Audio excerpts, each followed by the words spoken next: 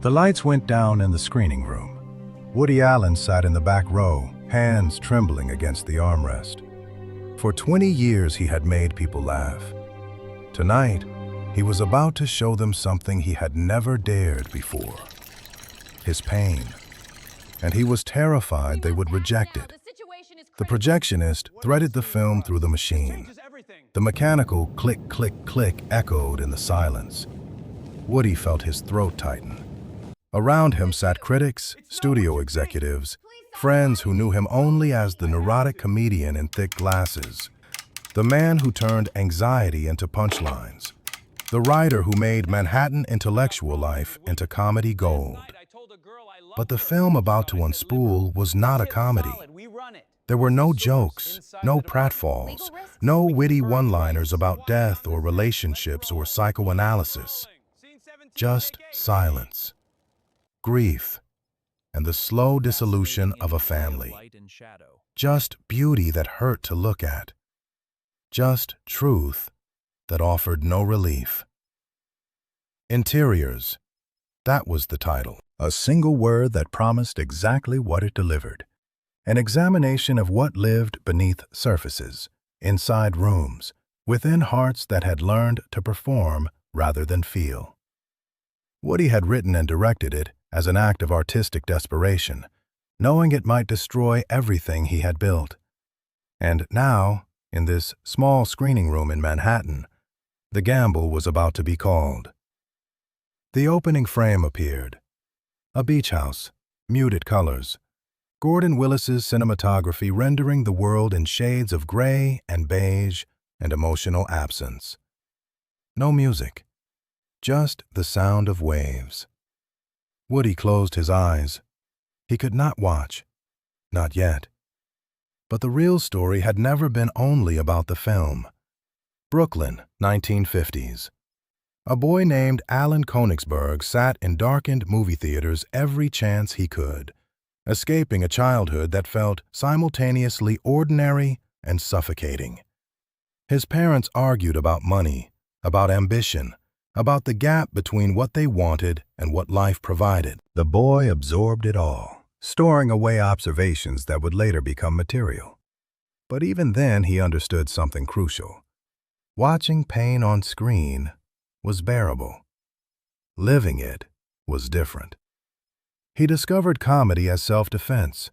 Make them laugh before they can hurt you. Control the room by controlling the punchline. By his teens, he was writing jokes for newspaper columnists, getting paid to turn anxiety into entertainment. The transformation had begun. Alan becoming Woody, the scared kid becoming the wise-cracking persona who could say anything as long as it was funny. Stand-up comedy came next. Small clubs in Greenwich Village where cigarette smoke hung thick and audiences were brutal if you failed to deliver. Woody developed a character on stage, the neurotic intellectual, afraid of everything, analyzing his fears until they became absurd enough to laugh at. It worked. People loved the routine. He was good at it. But being good at something does not always mean it satisfies the part of you that needs to be understood rather than entertained. The 1960s brought television writing, then film work. What's New Pussycat made money, but taught Woody that he could not trust others with his vision. Take the Money and Run proved he could direct. Bananas and Sleeper established him as a comedy filmmaker. Then Annie Hall happened, and everything changed. Critical acclaim, Academy Awards, proof that comedy could be art. Yet even as Annie Hall won Best Picture, even as the world celebrated his achievement, Woody felt the distance growing between what audiences wanted and what he needed to express, between the persona and the person, between laughter and truth. That was where the real tension lived. He had always been obsessed with Ingmar Bergman, the Swedish master who made films about faith, death, marriage, mortality, all the subjects Woody joked about but secretly took seriously. Bergman's work was what Woody watched alone, late at night, studying frames like sacred texts. The cinematography, the silences, the willingness to sit with human suffering without offering easy resolutions. Woody wanted to make a film like that. A film that did not hide behind humor. A film that acknowledged the emptiness he sometimes felt despite all the success. But making such a film meant risking everything. His audience expected comedy. Studio executives expected box office returns. Critics expected the neurotic Woody they had learned to appreciate. What if he showed them something different and they rejected not just the film, but him? The fear was paralyzing, and yet the need to try was stronger. Late 1976, Woody began writing what would become Interiors. He told almost no one what he was working on. The script emerged slowly, painfully, like excavating something buried. It was about a family falling apart, a mother's mental illness, 3 sisters trying to survive their childhood, a father who wanted life to be easier than truth allowed. No jokes, no relief, just the ache of people trying and failing to connect. He knew it was good. He also knew it was dangerous. When he brought the script to United Artists, the executives were confused. "Where are the laughs?" they asked. "This is what I need to do," Woody replied quietly. They greenlit it anyway, trusting his track record, probably assuming he would sneak comedy in somehow. He did not. Casting was crucial. He chose Diane Keaton, Geraldine Page, Maureen Stapleton, actresses who could carry emotional weight. He hired Gordon Willis again, but this time asked for something different. The visual language of Bergman, sparse, controlled, beautiful in its restraint. Willis understood. The cinematographer who had made Manhattan's black and white frames iconic now created images that felt like looking at paintings of loneliness. Filming was quiet. No jokes between takes. No lightness. The crew could feel Woody's seriousness, his vulnerability. He was exposing himself in ways that terrified him. Every frame was a confession. I am not just the funny man. I contain this, too. The sadness, the beauty, the awareness of mortality. But making the film was one thing. Showing it to the world was another. Post-production stretched across months. Woody edited obsessively, removing anything that felt false. The film had to be honest or it was worthless. When he finally locked the cut, he felt both relief and dread. It was done. Now came judgment. The screening tonight was not the premiere. That would come later. This was for industry insiders, critics who mattered, friends whose opinions he trusted and feared. The room held maybe 40 people, small enough to feel intimate, large enough to be terrifying. Woody had arrived early and chosen the back row. He wanted to be invisible, wanted to watch the audience watching his vulnerability projected 20 feet high. As people filed in, he recognized faces. Pauline Kael, the New Yorker critic whose opinion could make or break films. Studio executives who had financed this risk. Fellow filmmakers who knew how much courage it took to abandon what worked and try something new. They did not know what they were about to see. The marketing had been vague. A new film from Woody Allen, that was all. Let them discover it in real time. And now the film was starting. On screen, the family gathered, wealthy, educated, cultured, everything privilege could provide except happiness.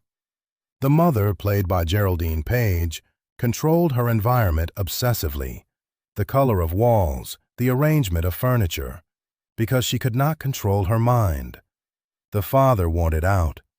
The daughters were trapped between loyalty and survival. Woody watched the audience more than the screen. He had lived with this film for 2 years. He knew every frame. What he did not know was how they would receive it. In the darkness, he could see faces. Some leaned forward, others sat very still. No one laughed, because there was nothing to laugh at. 15 minutes in, no one had walked out. That was something. The film moved slowly, deliberately. Scenes played out in real time. Conversations happened the way real conversations did, with pauses, with things left unsaid, with the weight of history pressing on every word. Gordon Willis's camera observed from a distance, respectful but unflinching. Woody had studied Bergman's technique. Let the audience work. Do not hand them easy emotions. Make them sit with discomfort. Trust that they can handle complexity. But trusting his audience and trusting that they would accept this from him were different things. 30 minutes in, the mother's mental illness became undeniable. Paige's performance was devastating, controlled on the surface, fracturing underneath. No melodrama, just the slow collapse of a woman who had built her identity on surfaces and was discovering they could not hold.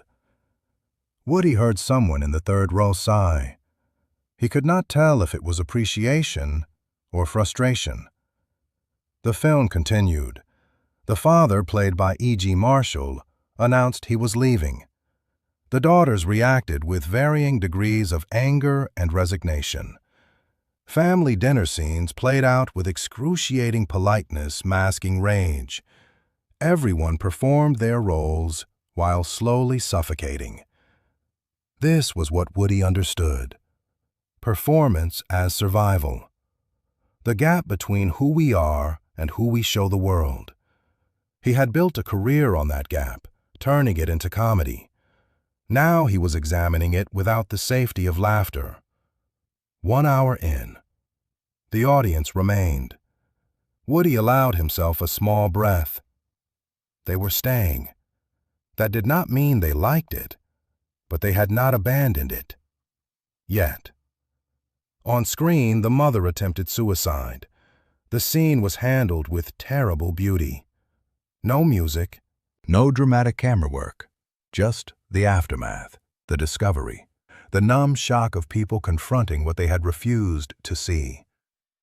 Woody heard a woman in the front row crying softly. He felt his chest tighten. The film was working. On someone. Maybe. The cinematography throughout was stunning. Willis had created frames that looked like Edward Hopper paintings, beautiful in their emptiness. Rooms with perfect lighting and no warmth. Windows that showed landscapes no one looked at. Spaces designed for living that felt like elegant tombs. This was the visual language Woody had been reaching for. Beauty as a kind of violence. Aesthetic perfection that could not save anyone. The sisters fought, reconciled, fought again. Diane Keaton, who had been so vibrant in Annie Hall, played the most controlled sister, the one who tried to hold everything together through will and denial. Her performance was all restraint, which made the few moments when emotion broke through devastating. Woody had asked his actors to do something difficult. Be truthful without being theatrical. Find the real feeling underneath and trust it to be enough. They had delivered performances unlike anything in his previous work. 90 minutes in, the film was approaching its climax. The mother, released from the hospital, returned to the beach house. The father arrived with his new wife, played by Maureen Stapleton. Warm, uncomplicated. Everything the mother was not. The collision of these worlds, these approaches to being alive, created unbearable tension. And then the film reached its final sequence. The mother walked into the ocean. The camera watched from a distance. No music, just waves. Just a woman choosing to end her pain because living with it had become impossible. The screen went dark. Credits rolled in silence. Woody had not included music even here. The film ended as it had begun, with the sound of water and the knowledge that beauty could not protect you from anything. The credits finished. The lights did not come up immediately. The projectionist, sensing something, waited. 40 people sat in complete silence. Woody's heart hammered. This was the moment. Acceptance or rejection. Validation or humiliation. 5 seconds of silence. 10 seconds. 15. Then someone began clapping. Slow, deliberate. Not enthusiastic applause, but something more considered. Someone else joined, then another. Within 30 seconds, the room was applauding, not standing ovation, not wild celebration, but sustained, serious recognition. Woody felt tears he had been holding for 2 hours finally escape. He had done it. He had shown them who he was beneath the jokes, and they had not rejected it. Not all of them, anyway. The lights came up. People turned, looking for him. He stood, accepting handshakes, hearing fragments of reaction. Brave. Beautiful. Completely different. Devastating. Pauline Kael approached. Woody braced himself. Kael could be brutal. "You took a real risk," she said. Her face was unreadable. "I had to," Woody replied. She nodded slowly. "I know. I could feel it." That was not quite approval, but it was not dismissal either. It was acknowledgement. Over the following weeks, Interiors was released to the public. The reaction was divided, exactly as Woody had feared and expected. Some critics celebrated his ambition, his willingness to grow beyond comedy. Others accused him of pretension, of imitating Bergman without earning the right. Audiences who came expecting another Annie Hall left confused or angry. Box office was modest. The film would not be a commercial success. But something else happened. Other filmmakers watched and understood what Woody had done. He had refused to be limited by expectation, had chosen artistic growth over safety, had proven that a comedian could contain depths that comedy alone could not express. The film received 5 Academy Award nominations, including Best Director. It did not win any, but the nominations themselves were validation. The industry recognized the attempt, even if the general public remained uncertain. More importantly, Woody had proven something to himself. He could survive artistic risk, could show vulnerability and not be destroyed. The terror he had felt in that screening room had been real, but so was the courage it took to sit through it. Years later, Woody would say that Interiors was the film that freed him, not because it succeeded commercially, but because it gave him permission to follow his instincts rather than expectations. It led to Manhattan, to Hannah and Her Sisters, to films that balanced comedy and drama without apology. But that night, in the screening room, he could not see the future.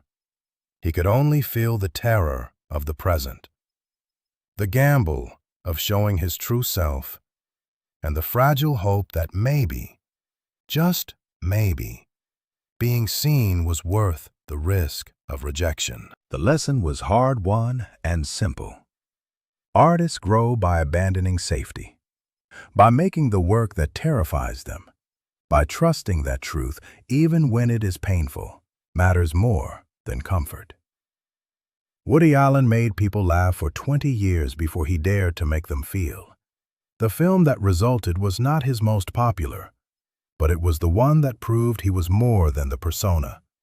He was an artist willing to fail in pursuit of something real. And sometimes, that is the bravest thing a person can be.